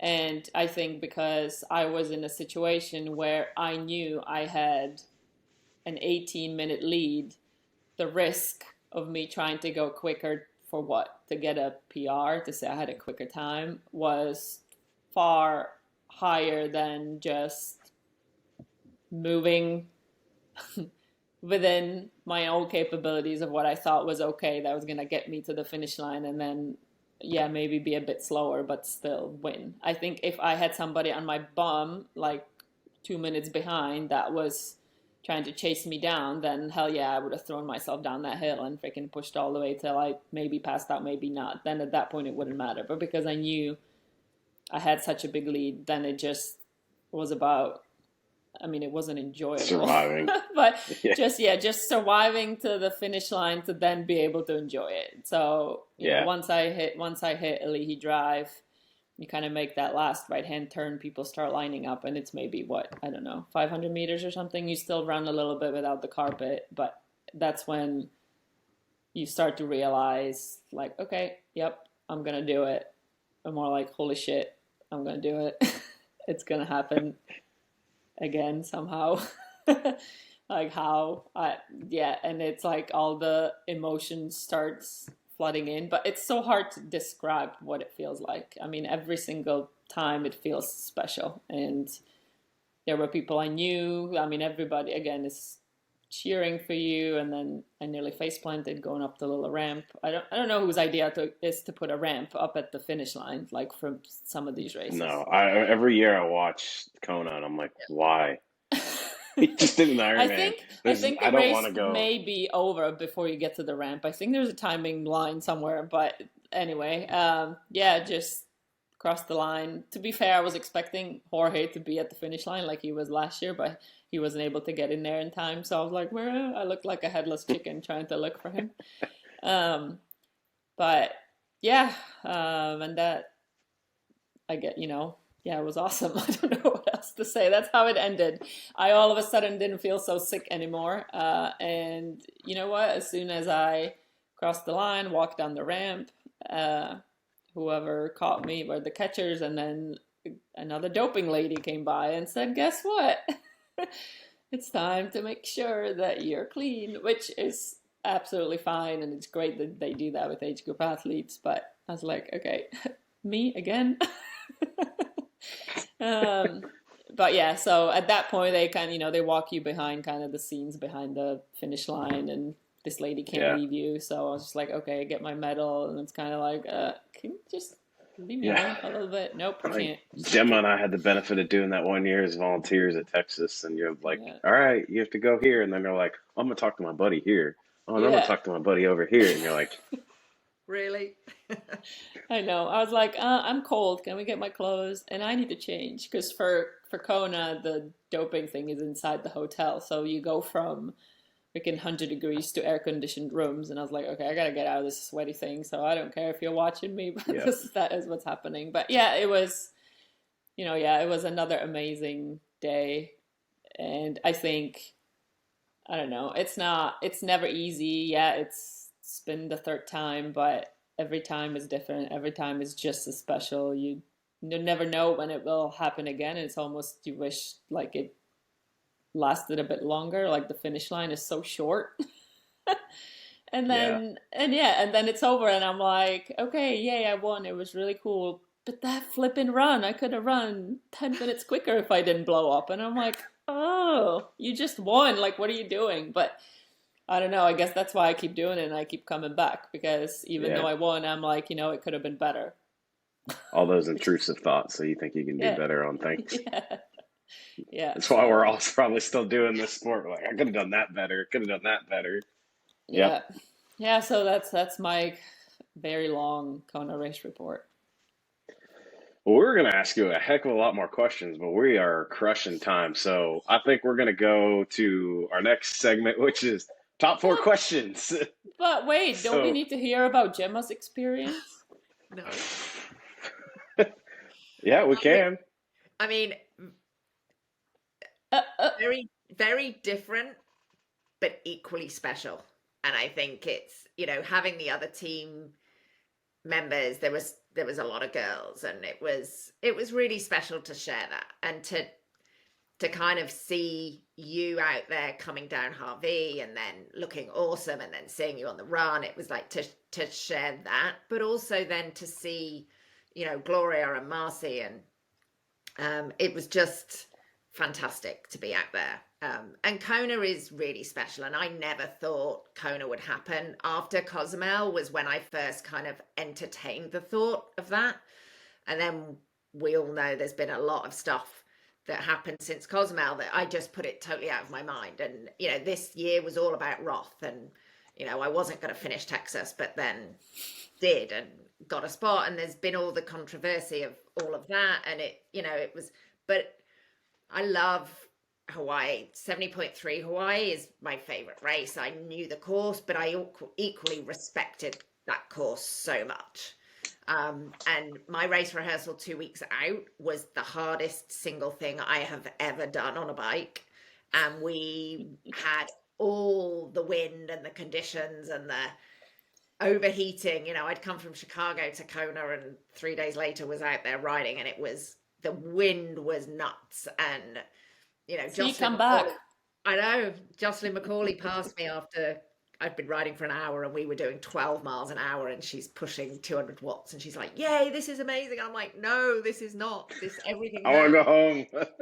And I'd ridden for an hour, and it was like, but there was no way I wasn't going to get off. So as horrible as that was, race day, then the bike especially was kind of like, okay, it was amazing. I could give you a lot of details about that ride 2 weeks prior, but I won't. I was in the car driving with her, but it was that'll tough. be for everyone to ask later on, I guess, for the details on that. So it was an amazing day. It was Kona. I have huge respect. I've spectated Kona numerous times. I have huge respect for anybody who races Kona, and I have huge respect for everybody that was out there that day. And whilst we weren't given a horrendous Kona day, it was still super hot, and it's still unpredictable. My goal was purely to keep cool, so I'm putting water bottles down my ice cold water down my jersey, not for the aero benefit but for the cooling benefit, to stay cool. Yeah, that was gonna be, I'm drinking half what I would do in Texas, in Chicago, because I'm not sweating. So to get out there, that heat felt like huge. So yeah, my strategy was to get the most out of that day, to swim and bike, and then just be grateful through the run and whatever will be. I had horrific blisters, the pain in my knee, and it was Kona. It was amazing. It was the perfect way to retire from Ironman distance, because I weren't. Are you sure about retirement? I am. If my body was gonna let me, it would be different. But I love triathlon. There's plenty of other things I can get from triathlon. But, to say, I just wanted to go and complete the Kona course, and this is the only way to do it. Yeah. And I will go back and I will volunteer and cheer. And, Kona is very special. Yeah, and I think it's really cool that, you had to adjust your training for Kona and all these other Ironmans that you ended up doing 3 in how many? April through October for 6 months. Yeah, I remember for Texas, just like, okay, we're going to see Gemma come walking over to the team tent. And next thing you know, we're like, oh, she's still hitting markers. Yeah. I know, I literally run for an hour, and then a week before Texas, I did an hour and a half on the treadmill because I kind of felt I should at least... On the lever, not on the treadmill. Yeah. Assisted on... Yeah. Yeah. You've done no unassisted running before that. Absolutely. But I think, what's great is that you've done all these 3 races. You did Kona, and now you found out that, yes, your knee is sore, but it's not any worse than it was before. So I know, because you were smart and you weren't keep trying to be old Gemma from when you did Cozumel and you're running 3:30s or whatever, you made the adjustment. You were okay with it in your mind. You weren't doing anything stupid to harm your health. Yet you still had a blast. So I think that's, and I mean, everybody knows you had a blast. So it's amazing, and it just shows what can be done if you're smart about it. And that for me is, I can now keep going. And I've had things out, that nearly took it all away, and I just love doing this, and I just love seeing other people loving doing this, and I cannot wait to go and spectate. And well, that's part of being on the Valhalla and Valkyrie team, is we're all there to support each other, love on each other, and be there at the finish line to scream at you or hand you a beer as you run by the team tent. So I will be there at Ironman Texas cheering. Oh, so will I. There we go. Okay, I'll smile this time. There we go. Yeah. Don't just give the grumpy look as I run by. I'm like, yeah, go Jana. Yeah.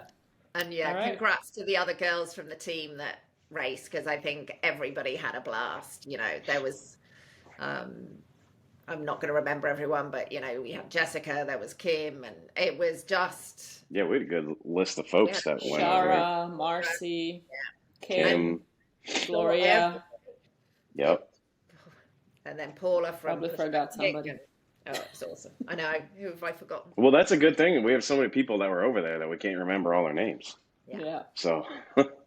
It was awesome. Yeah, no, it was good. It was really good. It always is. Kona is special, and no matter what happens with the sport, whoever the new Ironman CEO is and what they decide to do, I hope they, in some shape or form, do keep Kona, so that everybody gets the experience, the magic of the island.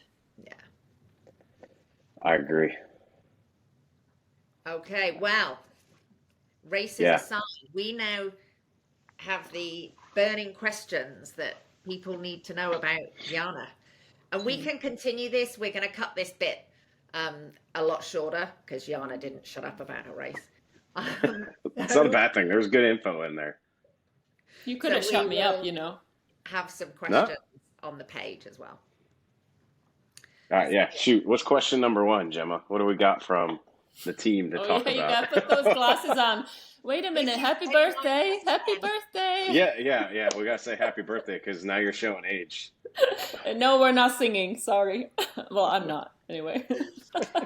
So, first question from Ask the Audience, Miss Jana. What is your relationship status? Are we really wasting time on this? Yes. Yes. Has this, whoever's asked this, could have found this out on my Facebook page. Isn't that how we do these things these days? Not Facebook. You're showing 39 plus 4. Facebook? So, just answer the question. Well, how about happy? Does that count? Is that a relationship status? No. Why not? Are you single and ready to mingle? Are you single, ready to mingle? No, I'm No. married. I got a wife of I 13, guess, I is it guess, I 13 guess. years. Oh wow. I guess it depends who's asking. So this is a very open question. What is your criteria for a partner?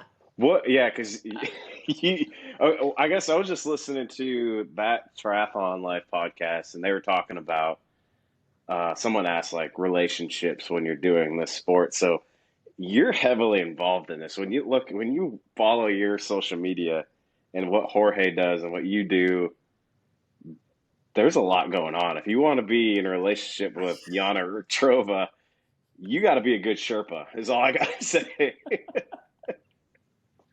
Yeah, no, You better Jorge. be ready to Wait a wax some minute. chains and and Maybe clean this some is the bikes. questions. This is the question that people are interested in. And no, Jorge and myself are not in a relationship. I didn't ask that. And Out. They are brother, sister, kind of. Yeah, and I think when we were at in the Lubbock house when we did the race up there, I can attest that yeah, it's like brother sister. and yeah, so I guess if you need a one word answer, it is I am single. Yeah. Can we But now let's move be what- on? Whoever may have ideas of, dating Jana has to be badass on the bike. Can Yeah, you I got to imagine? keep up. Yeah. Or it's gonna be I guess when you get home, it'll probably lunch. When I get home, I'll see you at dinner Yeah. because that's how far out ahead she's gonna be. She's gonna be home for lunch, and Oh, God. Bless you. Yeah. That was a bit of fun. yeah, Um, that was a fun one. What did you want to be as a child? Is this really the top 4 questions? Yes. As a child, well, you know what? I've always wanted to be an athlete. So I grew up playing basketball, and I could never see myself do anything but that. But that clearly didn't work out. But I always wanted to be an athlete. So I guess you can say, as a kid, simply first thing was I wanted to play professional basketball. Yeah. That's obviously evolved and changed once I realized that maybe I won't be making money doing sport. So yeah, I got the good old education, and then I wanted to work in at least in the sports field, which I also did until, worked at Adidas, Reebok, Bauer Hockey. So all the companies I worked for when I was in the corporate world were in the sports field, which was very cool. But I then decided, I think it was in 2015, which is kind of crazy because it still feels like yesterday, when I decided to go into coaching full time, and that's where we are today. So in a way, you're still doing what you want to do, and Yeah, so in a way, I'm still an athlete, still you just playing. grew and swim, evolved bike, as a run. person, but it still stayed into that same avenue. Yeah, exactly. Cool. Now, anyone who follows you on social media knows that your snack game is pretty on point. Yeah, So this Costco was- muffins for the win. Exactly. So, this is a sweet versus savory from a snack game perspective. So, Oh, if definitely you had to sweet. choose between cheese and biscuits or cake, what would it be? Definitely cake. 100% cake. All Yeah. the cake. But I mean, Yeah, do I have to say no to food? I mean, that it could be 2 snacks a day, and then I can do one of each. Oh, there you go. Put them together. But yeah, no. No. One at a time. No, Well, no, no. start with one and then eat the other. Yeah. All right. One last thing. Let's hear something that people wouldn't know about you. I feel like we're on a dating game or something for real. How about I didn't start drinking coffee until about 2 years ago. I have gone through college and everything else without drinking any caffeine. And I drink coffee now, but it's really more like milk with a little bit of coffee. With a dash of coffee. Yeah. But There you go. that's probably something that people may not know, seeing my snack game every day with my coffee. There you go. Yeah. Maybe that's When did- my... Yeah, go ahead. When did I introduce Jorge to pour over coffee? Lubbock. Was that 2 years Oh, ago? that- And then that it all was kind of Lubbock. yeah. Which, by the way, that's the only coffee we have in the house now, is the What, Rifle. Black Rifle? Black Rifle Coffee, yeah. That's a sponsor opportunity there, Joe. Yeah. Hey, yeah. If anyone from Black Rifle is listening, Coffee Addict, this whole team's just sponsor. I mean, we have is it a monthly delivery? It's like you get like a Yeah. freaking 5 pound bag of coffee shows up on the front step, and you're like, oh crap, Yeah. I didn't finish the other one. I got to hurry up and give an extra coffee. Yeah, That I have every 2 weeks. A new 2 bags show up at my house, and it's gone. And after 2 weeks, I need another 2. Maybe starting this caffeine kick has helped Help. my Yeah, you're welcome. athletic You're welcome. performance in my Takes a as I team, get- Joe. as I get younger or older. As you stay at 39 plus As whatever. I've been staying at 39 plus X, yeah, for a little while now. Yeah.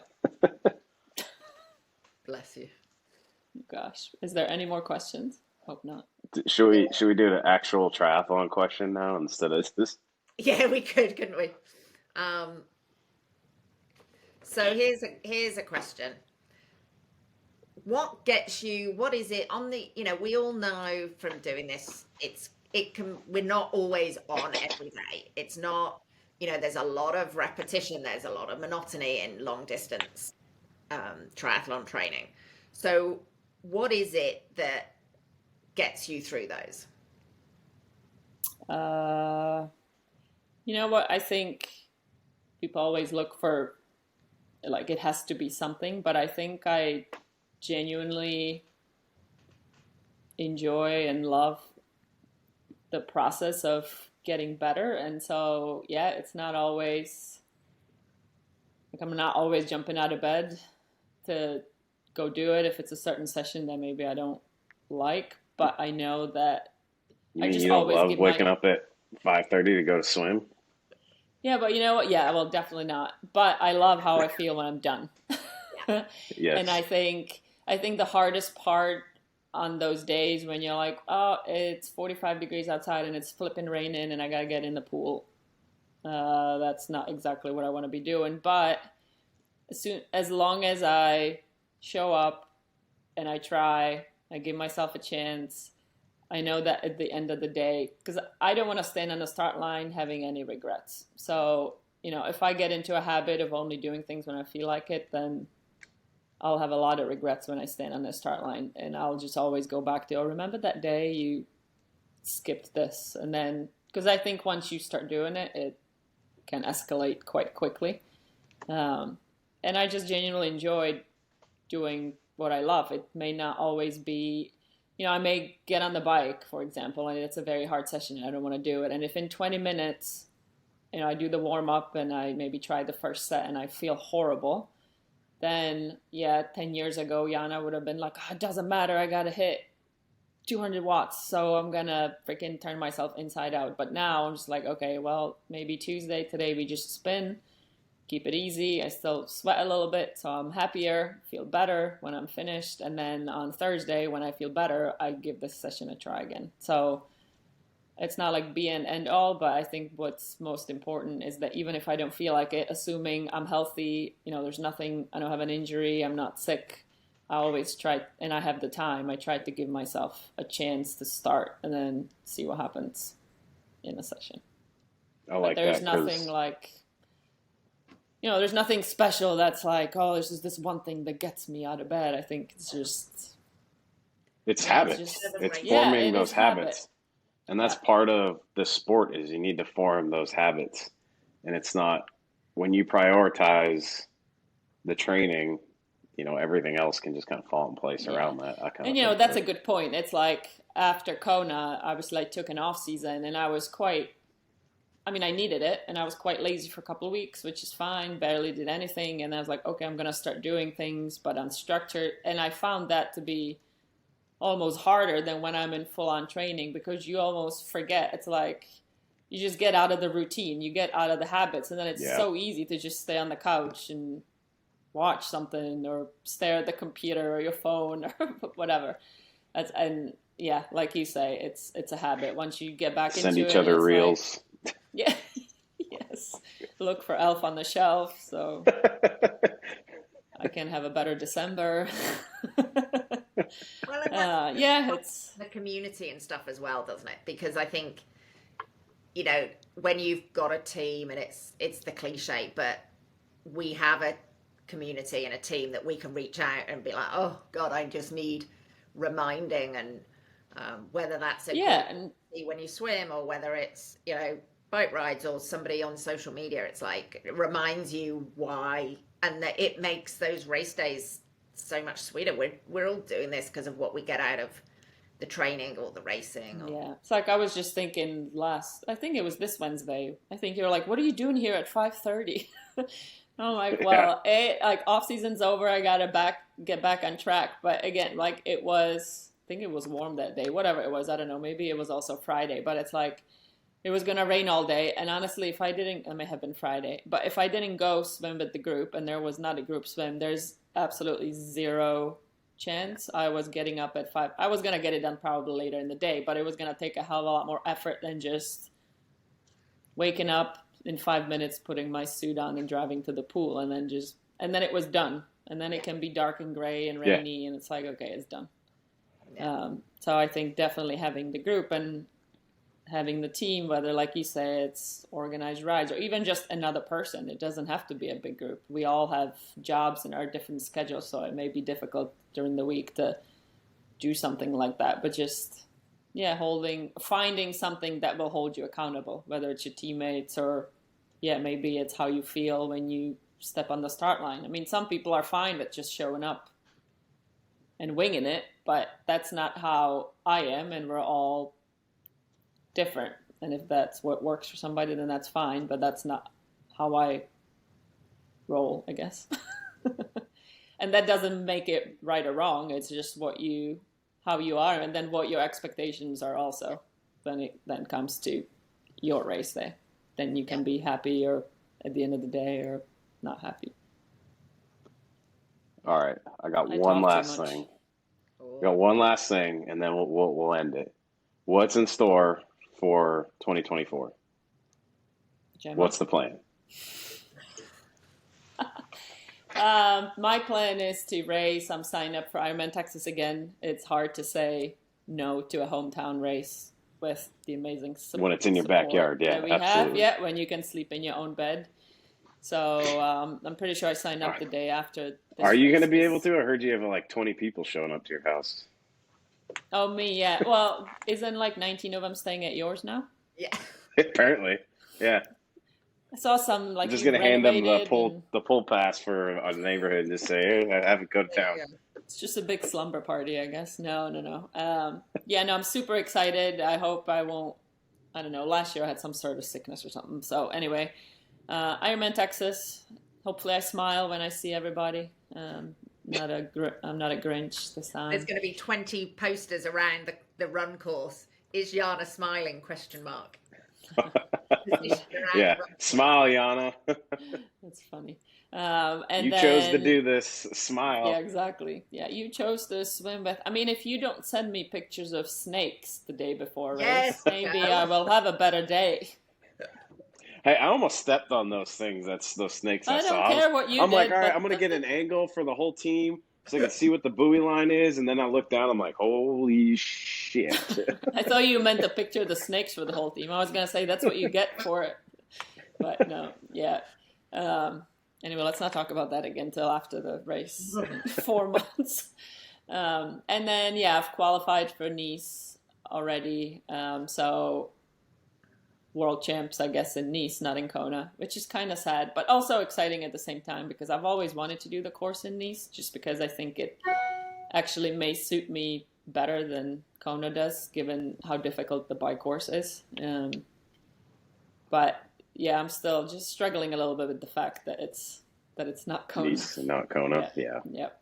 I think But yeah, no, super excited because it will be a different challenge. It will definitely require slightly different skills. Training and different approach to how you attack the race and use Zwift to train on those hills because we don't have them here in Texas. Keep going up in Alp to Zwift. But no, just in terms of like, you're probably going to have to go a little bit harder in the first bit of the course when you're going uphill, and then because you're going to pretty much go really fast, hopefully on the back end when you go downhill. So it's not going to be a steady power output like you would do at most Ironman courses. So in that sense, Yeah. I'm so used to it, I can just dial into that and do that all day. But trying to go a bit harder definitely feels a lot harder than probably it should. So it'll be a different challenge. And yeah, I just need a Sherpa to come with me. Is anybody available to come to Nice, France, for about, I don't know, ideally 2 weeks, like 2.5 weeks?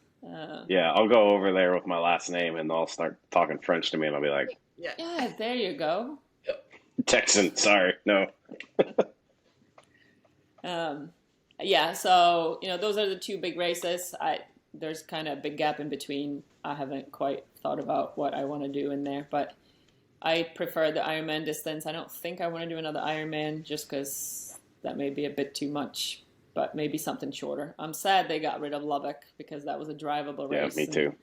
It's always been fun. So now I feel like there's just nothing locally or within driving distance, at least for the 70.3 distance that I would want to do in between. What's the one in Chicago, an Olympic distance? Yeah. Yeah. That's too short. I've always said from the very first day I started doing this sport back in 2009 when I did like a couple sprints in the Olympics, was that, if I'm going to get up at 3 o'clock or 4 o'clock in the morning, I need to be on this goddamn course for at least a bit longer than an hour or 2 hours. So it's like the short stuff is flipping hard, but it just doesn't excite me. And so that's why I don't do it. It's not that I don't want to support or whatever. It's just, it's not fun to me. And this should be fun. We're not doing this for money. We're doing this for fun. So, you want to get your money's worth. Yeah, I want to get especially in your money. You're talking like the money that I'm putting in is the training, so you want to get. Yeah. No, you know what? And it's just so different. It would actually hurt me more to do an hour race than it does to do an Ironman. I know it would, and maybe that's why I'm also scared of it a little bit. I don't know, but yeah, it just doesn't. The fire's not burning for that, and so. Until it is, I think, may be very different from a lot of other people. It's like just because everybody else is doing it doesn't mean that I should. So I don't. I do what I want to do. Yeah. That's where we are. All right. That's it. Well, I don't know if anybody else is still watching or listening because it's been like, 2 hours? Well, yeah. This is going to take like everyone's entire commute the entire week to listen to, but that's fine. They can do that. So...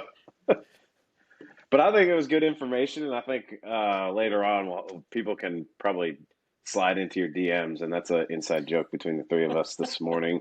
You can DM us if you want to know what that inside joke is. But I guess with that, I'm going to close it out because I had a lot more questions to talk about, but we're already pushing 2 hours. So with that, I hope everyone – what's that? I said part 2 coming up. Yeah, we're going to have to do part 2. We should have just done – people get through part 1.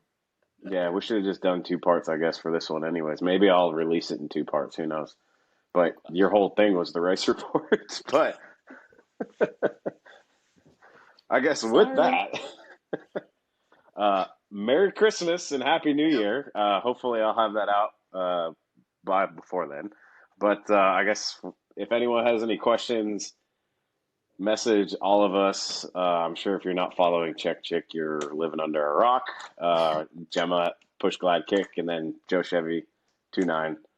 If you want to hit me up, and then just message us at the team if you want to have more information about the team, about Jana, about Gemma. Is there literally bubbles on your screen, Gemma, right now? Yeah, they give a thumbs up. It was random. It was like this. No, it was here, wasn't it? It was on you. I don't know. Yeah, that was weird. Yeah, well, yeah, perfect thing for you. Yeah, Push Glide Kick and the bubbles, If I'd actually arranged that, it would be really impressive. It's actually freaky because I've got no idea. So. But I guess with that, I'll send it off, and thanks everyone for listening. Go and check out the Fit Kit and give any feedback to the team because store is opening. Yeah, it's been great. Thanks, Joe. Yeah, and Gemma. Thank you, Jana, having me on. And if anybody has any questions, I'm pretty open book, I guess. So yet, find Instagram, Facebook in person. We all live in the same city. I don't, contrary to what some people may think, I'm not scary. I don't bite. I'll answer your questions most of the Sure time about with a that? smile. Yeah. Or find out. Yeah, or find out. Or slide into my DMs, I guess, if that's the On that note. better way. On that note, Yeah. All Merry right, on that note, Christmas, Happy New Year. skull everyone. Yeah. Merry Christmas. Bye.